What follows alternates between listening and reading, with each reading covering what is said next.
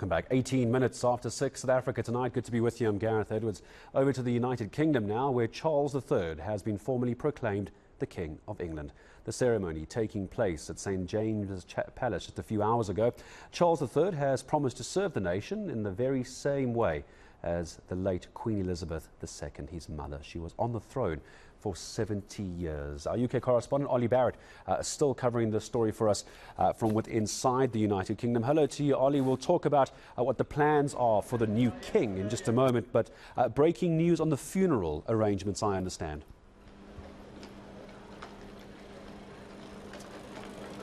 That's exactly right, Gareth. We have just heard in the last few minutes from Buckingham Palace confirmation that the state funeral for Queen Elizabeth II will be held on Monday the 19th of September at Westminster Abbey. It'll take place at 11 a.m. So that is confirmation. It had been predicted for a few days that Monday the 19th of September could be the day, and Buckingham Palace now confirming that. And clearly what follows from that is decisions and invitations going out to dignitaries about who will be able to come. We also know that that will mean officials getting ready for hundreds and hundreds of thousands of people to descend on London for that event on Monday the 19th of September.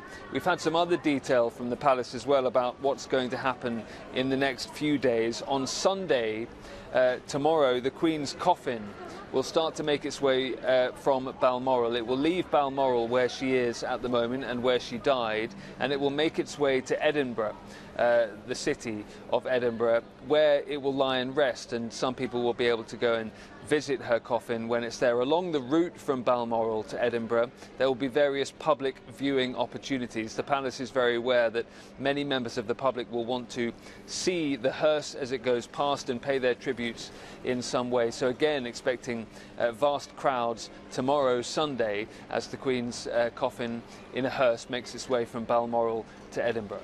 All right, so you can see the breaking news coming through from Olly Barratt over in the UK. Bottom of your screen now, Queen Elizabeth II's funeral has been announced to be taking place on the 19th of September. That is confirmed from the palace at Westminster Abbey. And it's a terrible moment for the new king, isn't it? Of course, having just received the crown, and while not only having to mourn the loss of his late mother, the country, the public, and I suppose many around the world looking to him to now pick up that mantle and get down to business, isn't it?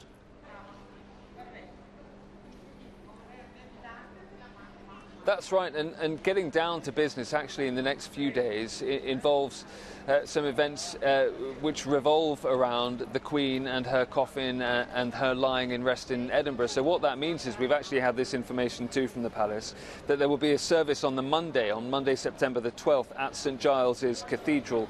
The King Charles will go to that service, and that forms part of what we also knew was coming, which is the King starting to visit all of the nations of the United Kingdom, so to make sure that he's going to Scotland as soon as possible, and that will take place, we know now, on Monday. It's actually returned to Scotland because he was there when the Queen died.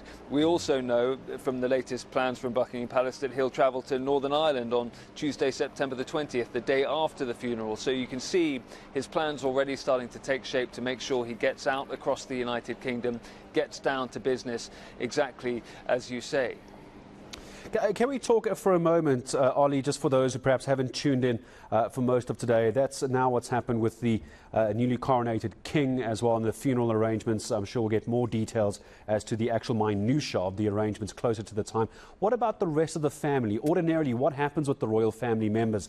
And obviously the ones many people will know, Meghan and Harry, Kate and William. What do they do during this time? The king, of course, very busy. What do they do? What's your understanding?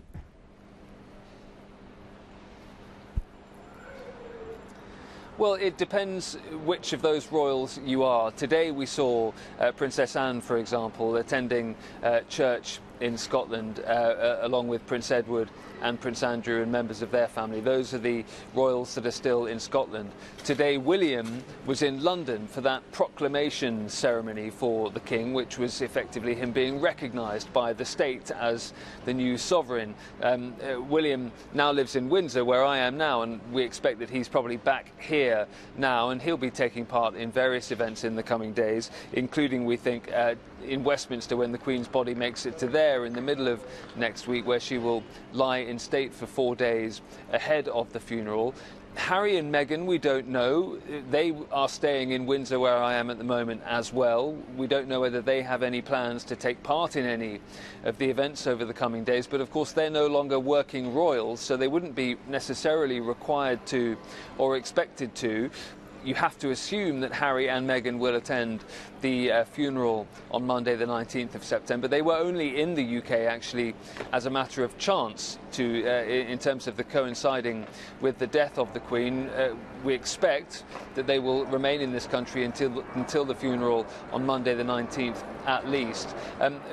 Beyond that, there's not a huge amount of detail about what exactly they are going to be up to, other than reports that some of Meghan's recent activities around podcasting and filming and joining television shows, for example, have been postponed, we understand, for the time being.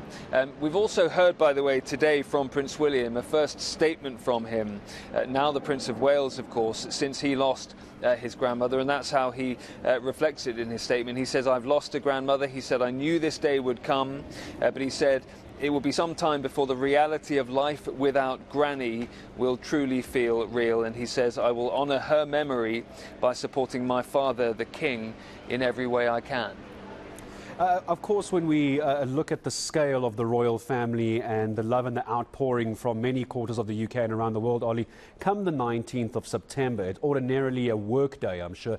I'm not sure we would call it a public holiday. Would that be a bank holiday in the UK? Because surely the logistics going into what I'm sure is going to be hundreds of thousands, if not millions of people, it's going to have to be declared a public holiday or bank holiday, surely.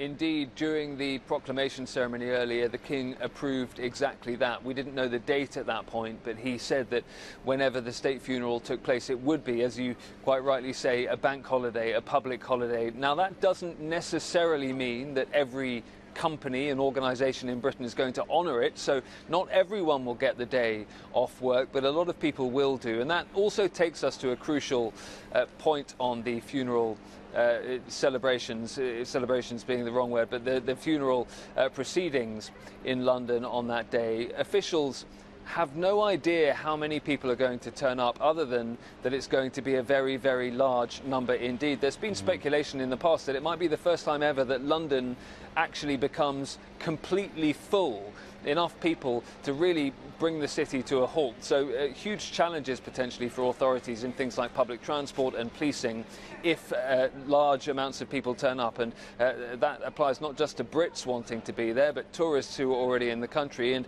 many more who are potentially planning to fly here, travel here specifically for that day.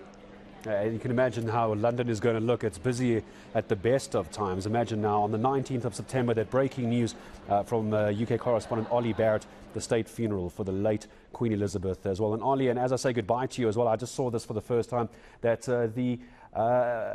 this procession, or sorry, this coronation today, was the first time we've seen a King of England live on television. Of course, the last time that happened was the Queen of England, when it was back in black and white all those years ago. I thought that was an interesting tidbit. Olly Barratt, UK correspondent for us over in the UK, of course, he's watching everything.